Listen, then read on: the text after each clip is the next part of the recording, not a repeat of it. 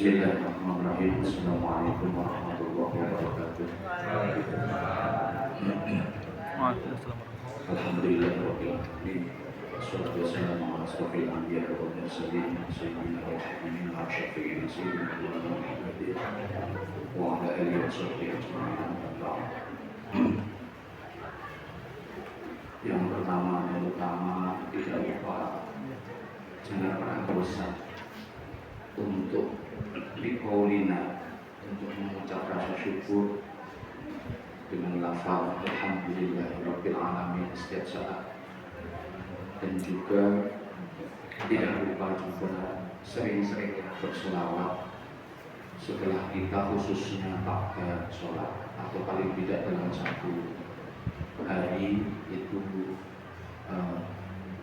5 kali karena sholat kita 5 kali sebagai bentuk wirid atau aurah.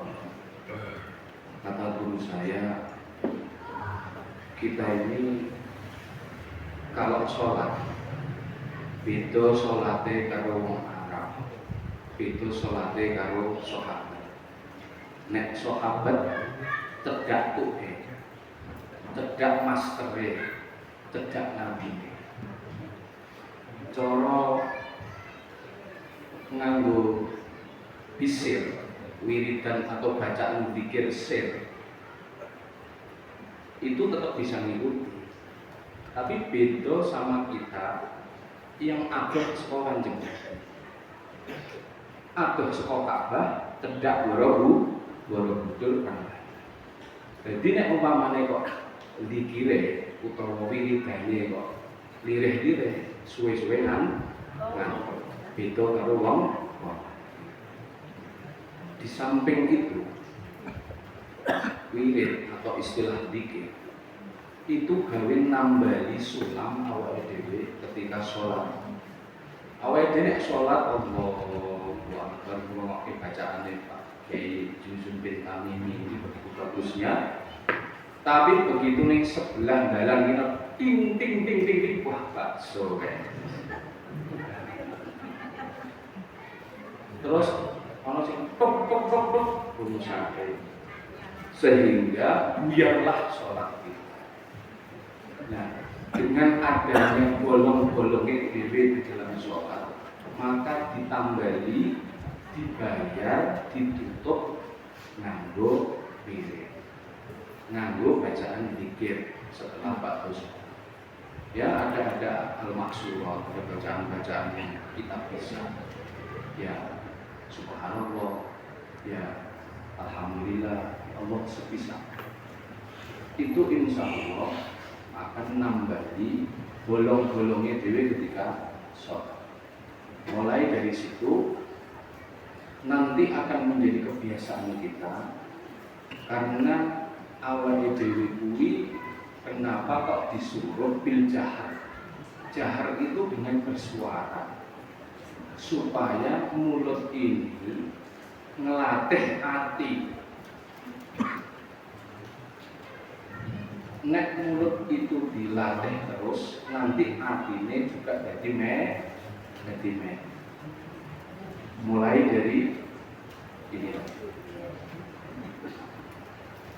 Yang selanjutnya tidak lupa, pada malam hari ini sepertinya sangat istimewa.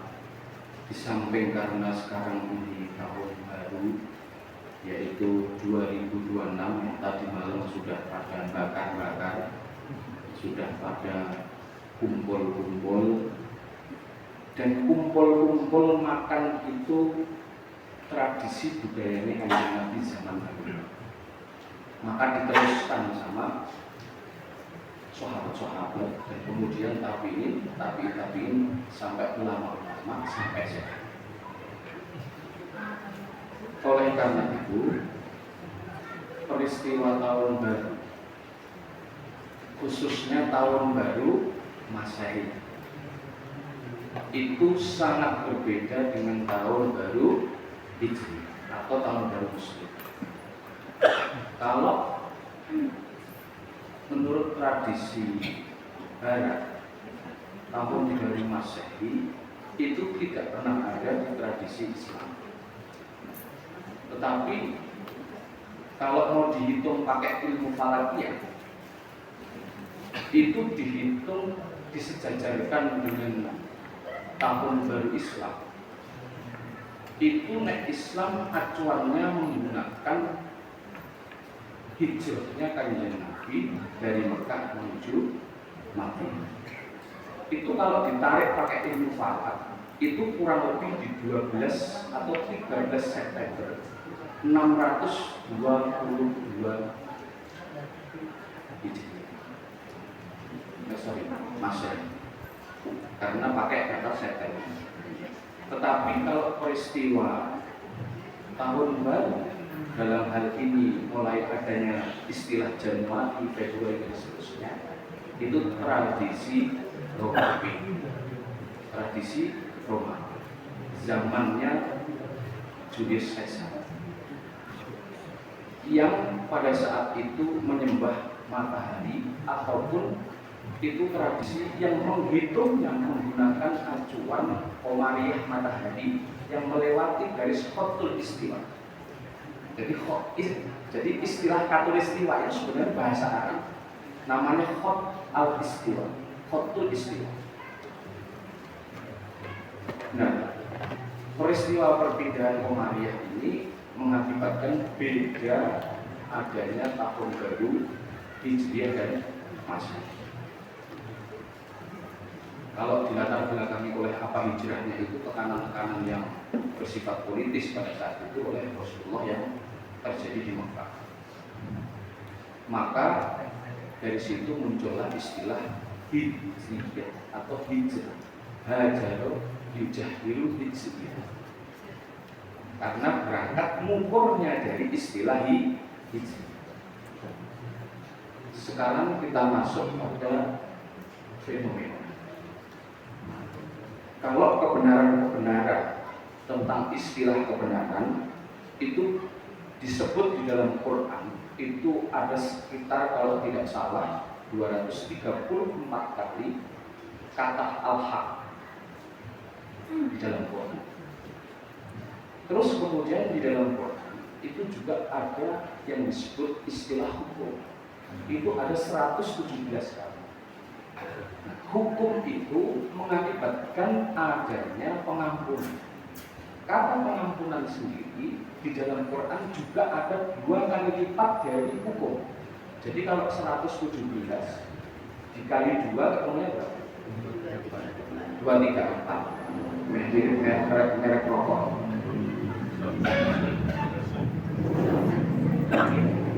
Oleh karena itu, peristiwa zaman dulu itu istilah kebenaran itu tidak sama dengan istilah kebenaran yang sekarang. Zaman dulu perang bela Nabi itu mesti bener, mesti bener. Tetapi nek saiki bela sapa si A si B sing dibela ora mesti bener, gek sing dilawan bumbuan sah. Makanya ulama-ulama sing alim Allah sing dia hamilul Quran, mengerti betul tentang kandungan Quran, tidak sekedar hafizul Quran, tidak sekedar hafal Quran, tapi hamilul Quran. Beliau mengerti kandungan Quran, tafsirnya Quran, asbab urutnya Quran, asbab nuzulnya Quran. Jadi orang Qurannya orang-orang seperti itu roh betul. Makanya di dalam Quran ada istilah inna awliya Allahu la khaufun alaihim walahum yahzanun. Jadi ulama itu tidak pernah punya rasa takut dan tidak pernah punya rasa sedih, karena beliau diberi kitab di dadanya.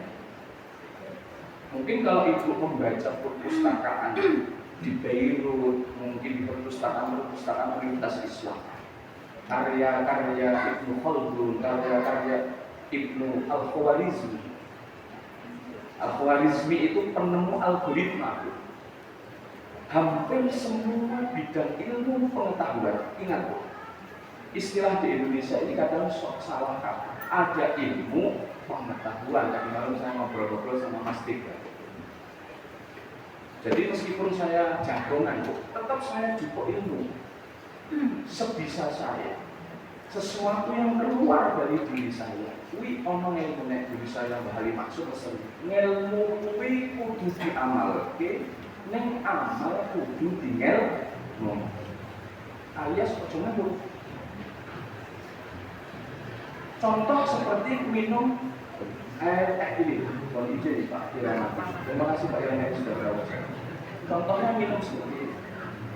Dengan membaca bismillah, dengan tidak membaca bismillah dampaknya sama. Mengobati rasa haus. Tapi kalau kita minumnya dengan baca bismillah, contohnya seperti ini, bismillah. Kuwi dadi ganjaran. Contoh kayak gitu, jenengan kayak dolan kemana saja. Itu sunnah Rasul. Kanjeng Nabi senengane dolan. Ning nek dolane diniati ampun nyonto Kanjeng Nabi. Misale rikla sama silaturahmi, kuwi tetep dadi ganjaran. Peristiwa-peristiwa njupuk kebenaran yang sekarang dengan yang dulu itu berbeda. Kalau kebenaran yang dulu semua sudah binasil Quran, ditulis di dalam Quran. Misalnya ada di dalam surat Al-Baqarah kata al-haq, misalnya ya. Kita bicara tentang kebenaran atau al-haq. Al-haqqu min rabbika fala takuna minal mumtarin. Kebenaran itu dari Tuhan, maka janganlah sekali-kali engkau berhak termasuk orang-orang yang kafir. Itu nek sambung sama istilah keraguan di dalam dari kalau kita mulai berpikir bulan bin mutakin juga akan sama ketemu. Jadi algoritma Quran ini sangat menarik. Kalau mau sinau Quran betul, bahkan saya sidik-sidik sinau itu, ya, sidik-sidik sampai di hot huruf Quran itu juga ono energinya. Kalau jenengan mau mempelajari tentang spirit energi huruf Quran, banyak ulama yang punya kitab, termasuk jenengi bocah. Jenengi bocah kuwi lahir dina apa? Kuwi digadokke sama satu kitab yang itu juga sambung sama huruf Quran. Saya mungkin pernah ngobrol-ngobrol sama teman-teman yang pas santai. Contoh misalnya lahir dari Senin. Dari Senin itu dalam ilmu khat, karena huruf punya hak, itu kudu dijenengi atau diistilahi oleh huruf M-nya. Nah kalau Indonesia apa huruf M-nya? Itu spiritnya akan berbeda. Itu juga orang yang unik. Masya Allah, Quran itu luar biasa. Itu contoh-contoh istilah tentang terminologi kebenaran di dalam Quran. Di dalam ayat lain, misalnya di dalam surat As-Saff misalnya, itu ada istilah walladzi arsala rasulahu bil huda wa dinil haq liyudhhirahu 'ala dini kulli. Ada hak lagi di ada kata kebenaran. Gusti Allah atau buah, ya. Nama Allah itu sebutannya kalau di Quran macam-macam. Ada buah, ada angka, dan seterusnya. La ilaha illa anta subhanaka inni kuntu minadz dzalimin. Istilahnya macam-macam. Nah, kalau kata hak di sini di dalam surat As-Saff, itu Allah mengutus Rasul dengan membawa petunjuk dan agama yang benar, ingat, agama yang benar. Dan dia memenangkannya dengan agama yang benar itu memenangkannya di atas segala agama-agama. Meskipun orang musyrik membencinya, ini yang bilang bukan saya, yang bilang Quran.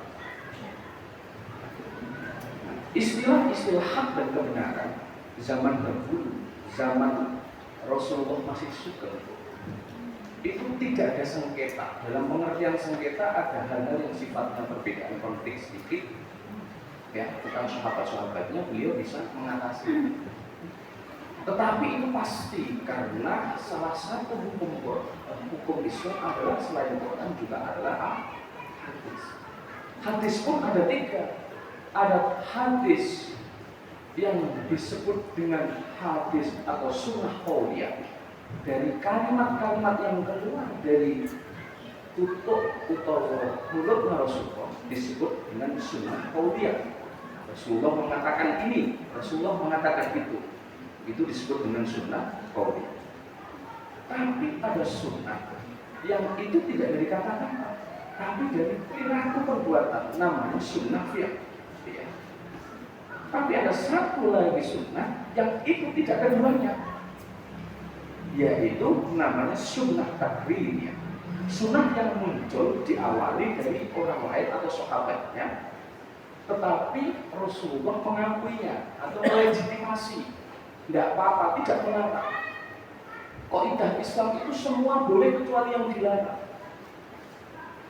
Nah, oleh karenanya kebenaran-kebenaran yang lama itu berbeda dengan perkembangan setelah perang Persia.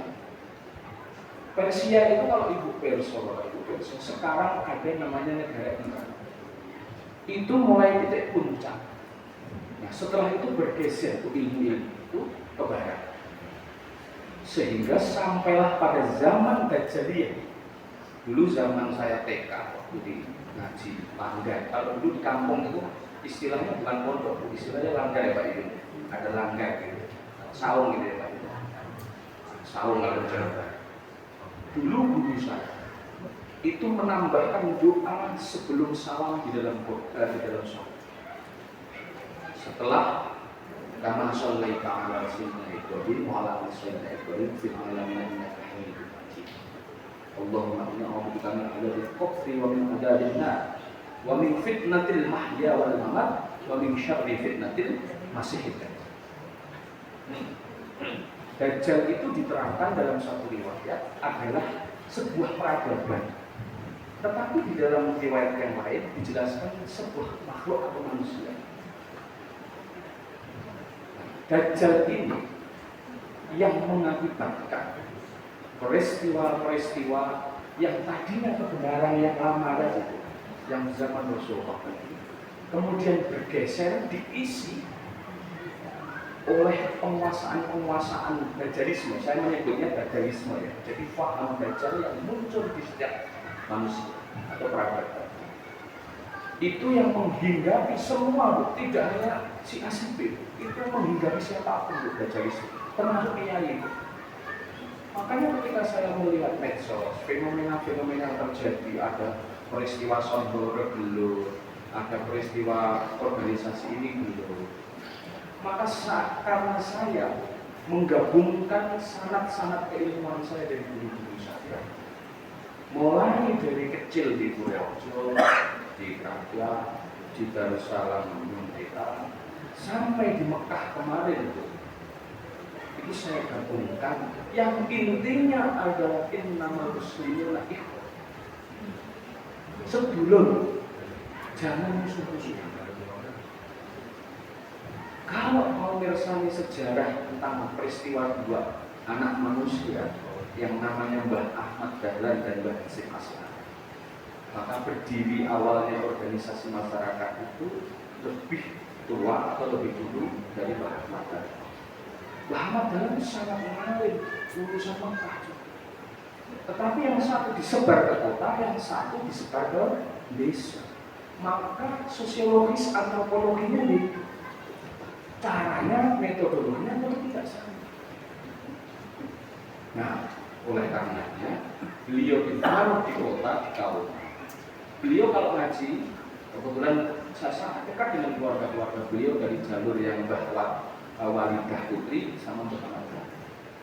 Jadi saya ngaji sama beliau, apa sih hal yang terjadi itu kok bisa keren itu?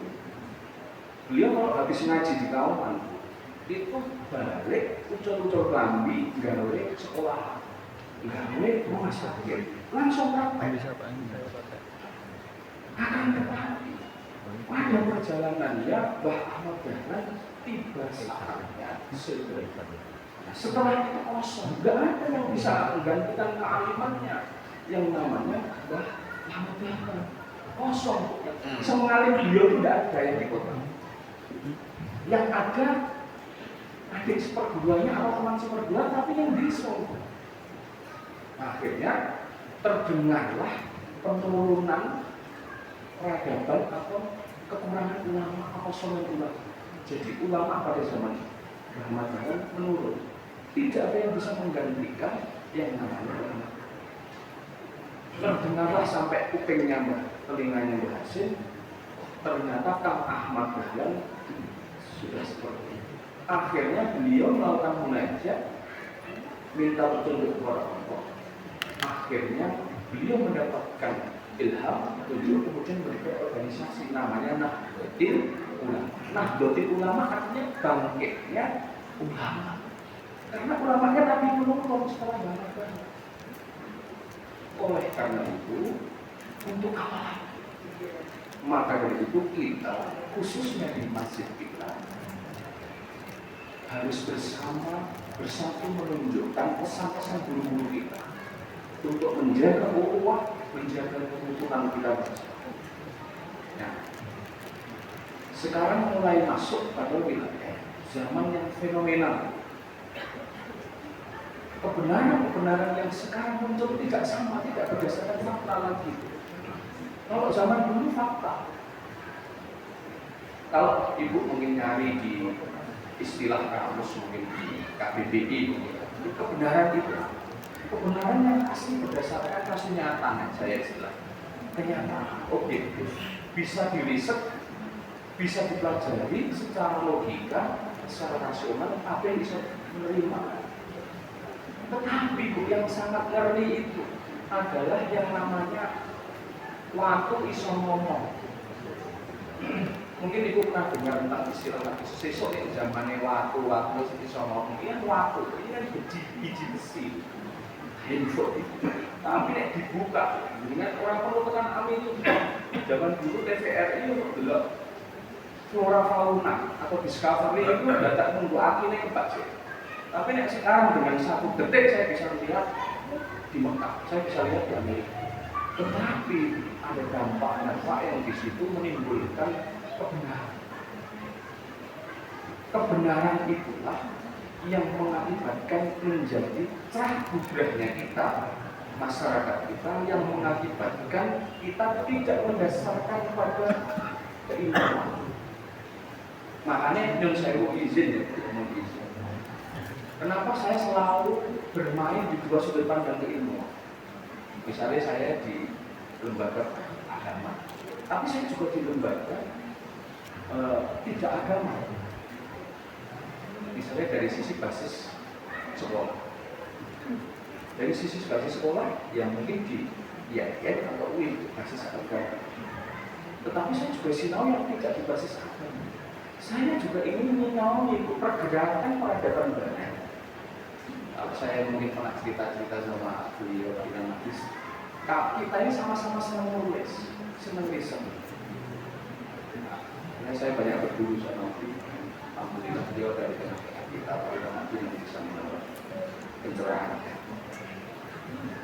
Sekarang Bu, kalau sudah melihat yang namanya kebenaran baru, itu sudah tidak berdasarkan fakta, tapi mendasarkan persepsi. Persepsi-persepsi yang dibangun, yang itu angger umum, angger okeh itu mesti benar. Umumnya piye? Terus suara terbanyak lagi. Suara terbanyak artinya follower lah dan seterusnya. Sehingga ukuran-ukuran kebenaran sudah tidak berdasarkan pada fakta. Banyak sekali Bu, ini kasus-kasus ada ijazah palsu dan seterusnya. Kata-kata ijazah palsu, kata palsu saja itu masih bermasalah. Yang boleh ngomong palsu dan tidak palsu itu hakim. Misalnya itu dan seterusnya. Ada lagi Bu, bagian-bagian medsos yang kemudian memakan paradigma yang kita tidak filter, akhirnya wah gini marahin yang artis sengit, kalau saya ngomong sengit, gara-gara membaca suatu data yang itu dibangun dari framing persepsi bahwa boleh dianggap. Nah, oleh karenanya perbandingan sudut pandang kebenaran itu konflik pasti diakibatkan karena tiga. Satu, perbedaan data, yang kedua perbedaan sudut pandang, dan ketiga pasti perbedaan yang namanya kepentingan.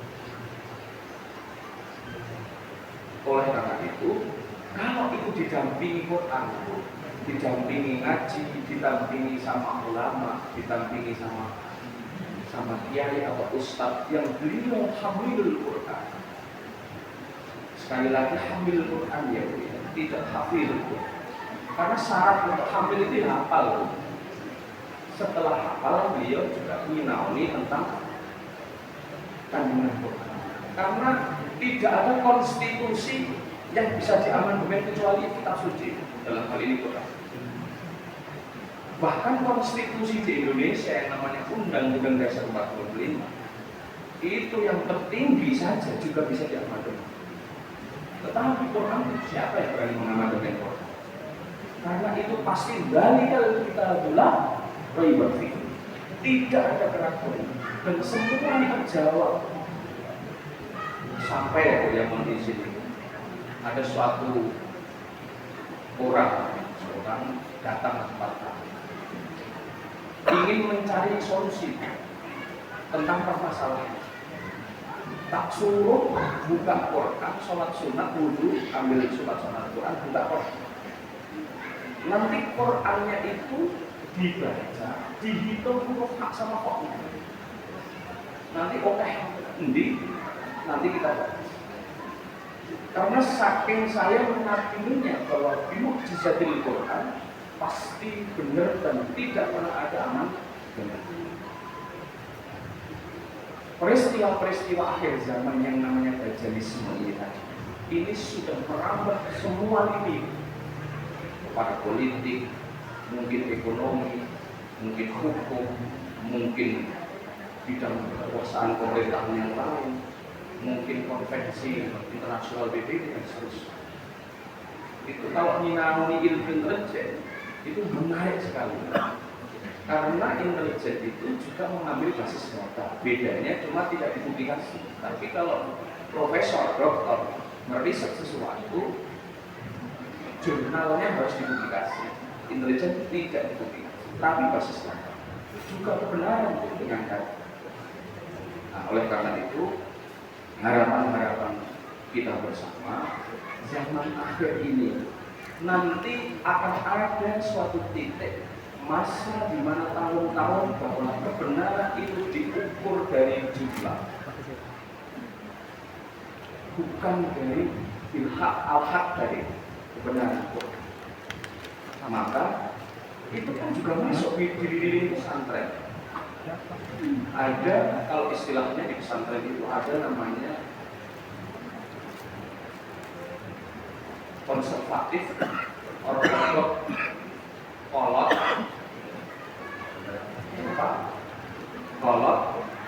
ortodok, kuno. Karena yang mocok teksnya yang gitu aja. Padahal ada yang namanya Quran dan namanya hadis itu harus sifatnya kontekstual, mengikuti keadaan. Sebab al-Islam solihun likul zamanin wa makan. Harus disesuaikan dengan zaman itu waktu, maka itu tempat. Artinya kontekstual, modernisme. Contoh misalnya, kalau di pesantren ada istilah faslun fil kiwala. Kiwala itu cara maknanya pesantren jadi ligran, apa benar kertas ligran? Ligran itu kalau dimaknai secara modernis disebut dengan letter of faith. Pentingnya ngaji kebenaran lama tadi, kemudian diterjemahkan, direpresentasikan kepada konteks zaman kekinian. Nah, itu pentingnya sekolah. Makanya saya selalu main di luar, ya saya nyantri, saya sekolah. Meskipun saya agak-agak dimarahi di keluarga karena kami punya pesantren. tetapi saya keluar untuk sekolah Jogja. Mestinya diminta sama kakak saya untuk ngaji gitu, seterusnya. Tapi saya istilahnya kemajuan, atau ada orang bilang nakal, ada orang bilang mungkin punya perspektif yang berbeda dengan keluarga. Nah, oleh karena itu Allah biarkan guru saya namanya Syekh Taiful Mawardi, ya sedikit roh bermuka. Ceritanya ini, uang bocahnya di pondok utawa di ajari pendidikan agama. Kuwi nek wis ngerti ilmu Quran, wis ngerti ilmu tentang fikih, itu nyicil ayam wis aman. Mau di sekolah tekan Australia, mau Harvard, mau Oxford dan seterusnya, tidak masalah. Karena pasti nanti ilmunya akan ke bawah, akan menjadi perbandingan mazhab dan hukum. Supaya punya dua sudut pandang. Yang saya kalau ibu nanti bisa lihat di YouTube, ada satu peristiwa sengketa di Mahkamah Konstitusi. Ada seorang profesor menjadi ahli. Nah, kebetulan karena beliau tidak membidani bidang riwayat hadis, beliau menukil hadis dan salah tuh, guru besar tuh, salah menukil hadis, akhirnya dibetulin sama pengacara lawan. Itu bukan zaman Rasulullah, itu zaman Sayyidina Umar. Ketika urusannya masalah dicuri dan lain. Nah, makanya pentingnya ngaji, pentingnya majelis taklim, pentingnya ada guru ngaji. Karena guru ngaji atau kiai atau ulama atau ustaz, apapun itu istilahnya tidak masalah.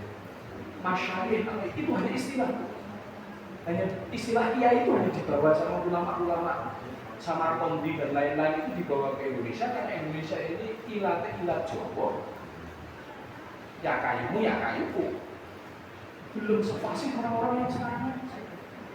Makanya gampang kok nih orang kiai Guntur Madu, kiai Slamet, kiai Klaret dan sebagainya. Ya ini karena supaya ulama itu menjelaskan tentang apa kita mbak ojo percaya kalau kuwi. Ini ada kekiaiannya itu dia bisa menjelaskan. Nah, itu cara-cara teknik metodologi dakwah bagi ulama-ulama semuanya. Oleh karena itu peristiwa tentang kita harus mengikuti kepada yang sudah terbenar dan terbaik yang namanya Nabiullah Muhammad SAW. Itu yang tadinya suratul Fatihah itu miliknya Allah, itu diberikan kepada Muhammad. Makanya ada istilah ihdinas siratal mustaqim yang sering kita bahas. Supaya jalannya diberikan jalan sing petunjuk, jalan yang lurus. Oh, kuwi jalan sing lurus dijawab sama ayat selanjutnya. Siratal ladzina an'amta alaihim. Ada orang yang telah diberi nikmat di depan itu. Kok wis kopi pastani. Di situ sudah ada para sahabat, ada tabi'in, ada kiai, ada ulama, ada seorang Imam Syafi'i. Imam Syafi'i itu 5 tahun sudah hafal Quran. Itu sengalim itu bisa menafsirkan Quran, bahkan tidurnya saja itu bisa menciptakan 1.500 cabang fikih. Awal itu jangan melek. Itu bedanya ulama dia sama sekarang. Karena kita tidak sehebat itu, maka kita main anak-anak saja. Tetapi di situ ada ruang-ruang yang bisa kita. Karena kiai, ulama, ustadz itu tempat untuk bertanya, untuk menyelesaikan masalah itu di situ.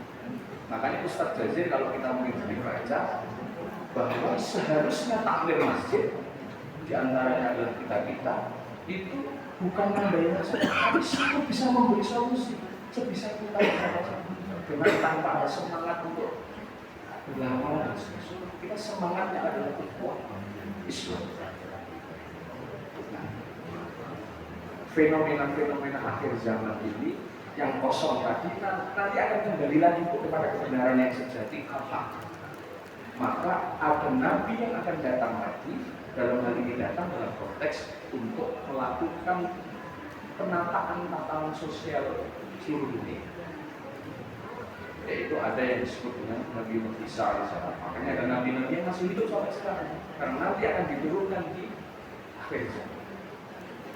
Karena akhir zaman ini pasti terjadi chaos. Ini sudah OTW, Bu. OTW.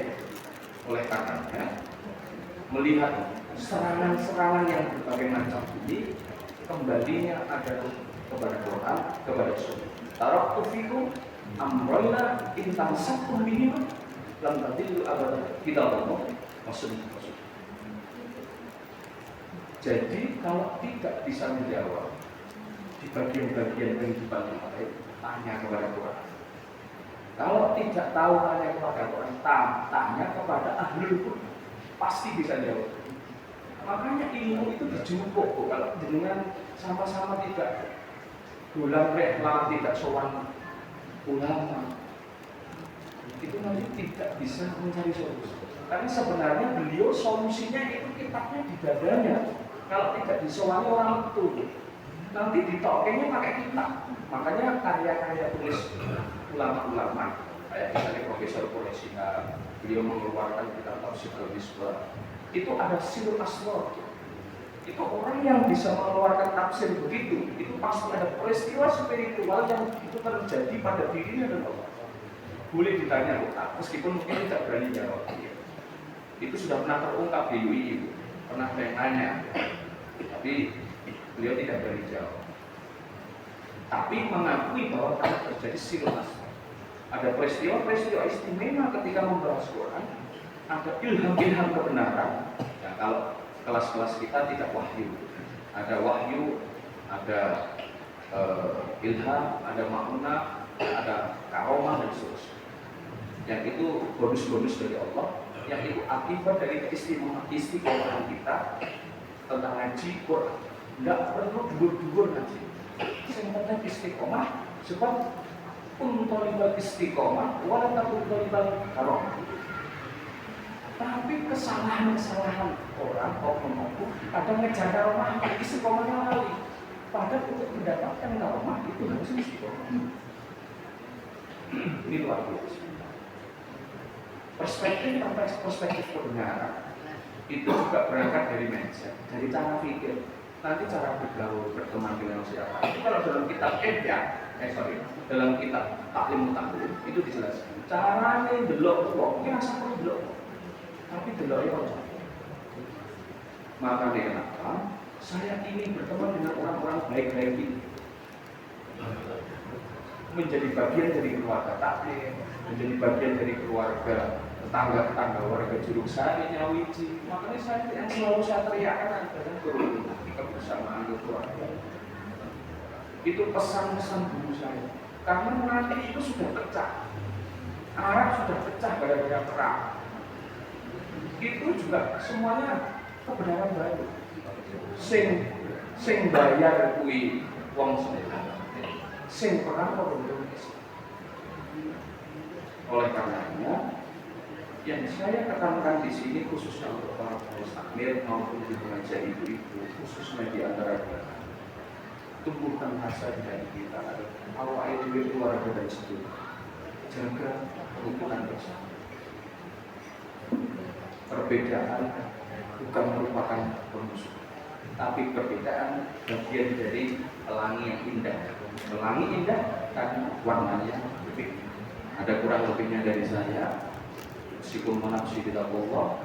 Assalamualaikum warahmatullahi wabarakatuh. Waalaikumsalam. Pas jam 9.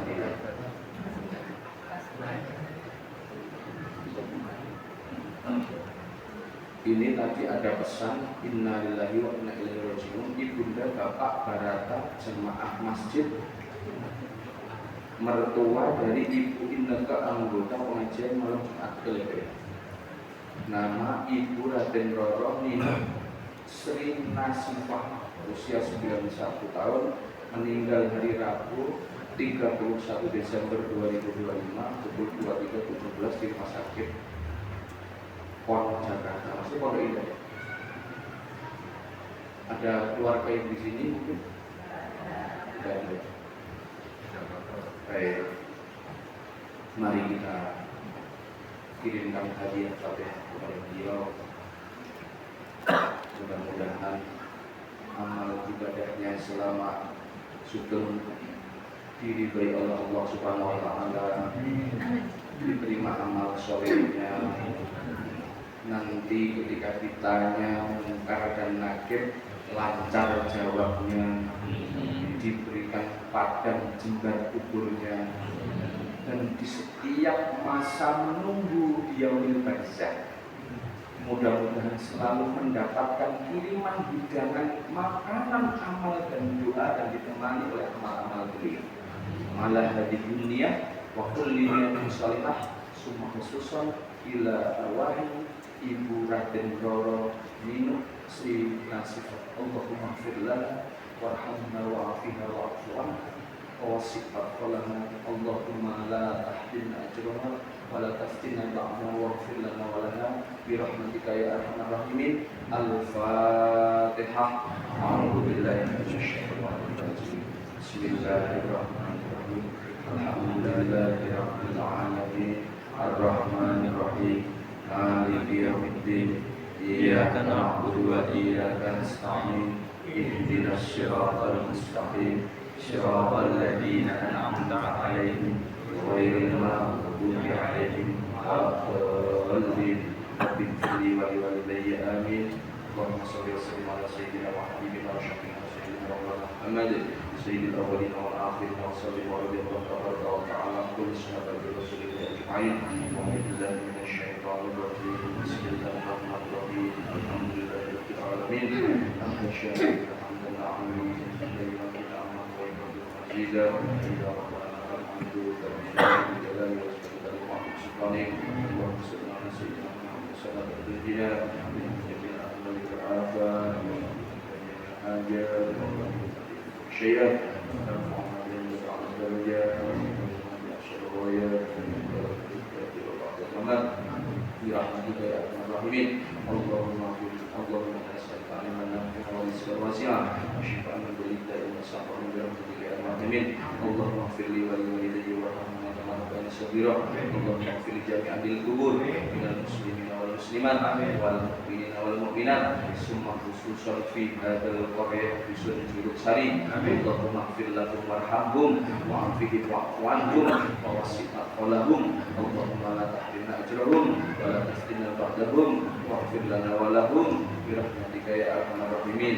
Tidak lupa juga kepada bapak-bapak ibu kita, keluarga-keluarga kita, leluhur-leluhur kita, simbah-simbah buyut kita, canggah waring seterusnya. Mudah-mudahan diberikan jembar kuburipun, diberikan padang kuburipun, diberikan amal soleh yang diterima oleh Allah, diridhai oleh Allah, diberikan syafaat Rasulullah SAW, diberikan rahmat, syafaat dunia dan syafaat akhirat. Allahumma inna nas'aluka salamatan fid din wa afiyatan fil jasadi wa ziyadatan fil ilmi wa barakatan fil rizqi wa rahmatan qabla al-maut wa rahmatan 'inda al-maut wa maghfiratan ba'da al-maut. Allahumma hawwin 'alaina fi syakaratil maut wa najata minan nar wal 'afwa 'inda al-hisab. Allahumma shalli 'ala sayyidina Muhammadin al-fatih lima ughliq wal khatim lima sabaq nasril haqqi bil haqq wal hadi ila siratikal mustaqim.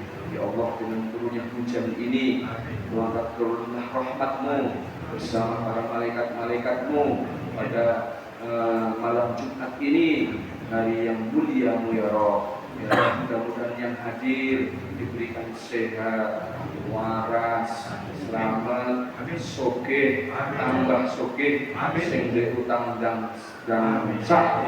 Muga-muga sing dereng saged rawuh diparingi sehat, diparingi kekuatan, iman, Islam, dan kita semua nanti di akhirnya diberikan husnul khatimah. Allahumma inna nas'aluka narzuka ridhaka wal jannah wa na'udzubika min sakhatika wan nar. Allahumma rizqna sihhata wal afiyah wal quwwata was salamah wastiqamah wastita'ah fi ittiba'i sunnatin nabiyyina Muhammadin sallallahu alaihi wasallam. Ya Allah biha ya Allah biha ya Allah bi husnil khatimah ya Allah biha ya Allah biha ya Allah bi husnil khatimah wa na'udzubika min su'il khatimah wa na'udzubika min su'il khatimah wa na'udzubika min su'il khatimah. Ya Allah Gusti, muga-muga keluarga takmir masuk al-hikmah ini diberikan melimpah rezeki, diberikan semuanya bisa takdir haji dan umrah wonten Makkah, Arafah dan Madinah. Ala hadhihi niyyah wa kulli niyatin shalihah. Al-Fatihah. A'udzu billahi minasyaitonir rajim.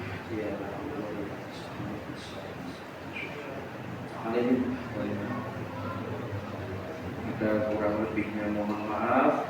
Bismillah, bismillah. Assalamualaikum warahmatullahi wabarakatuh.